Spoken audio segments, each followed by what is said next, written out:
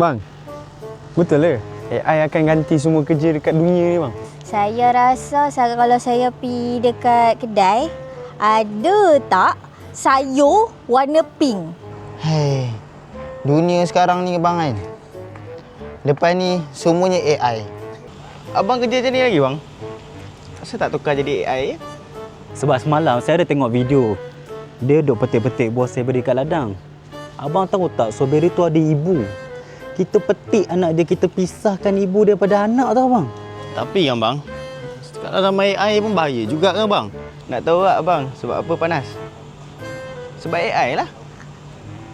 Cuba kalau AI ni pandai tukar tayar kan bagus juga. Sayur warna pink lah bang. Sebab sayur warna pink, kita AI-kan dia, lepas tu kita perin, lepas tu kita masak. Dia jadi bubur tak bang? Tapi dunia moden memang pun dia akan jadi AI. Saya nampak AI je. Dia boleh buat saya terbang. AI boleh buat apa bang? Saya tak pandai sangat guna AI bang. Abang tak tahu? Saya pun tak tahu. Bila tayar saya pancit, saya dah tak tahu dah nak call siapa. Saya ni bukannya berlaki bang. Nasib baiklah abang ni datang kat saya. Bateriku nah. Nah! Bang, saya sebenarnya AI bang. Abang percaya tak saya AI?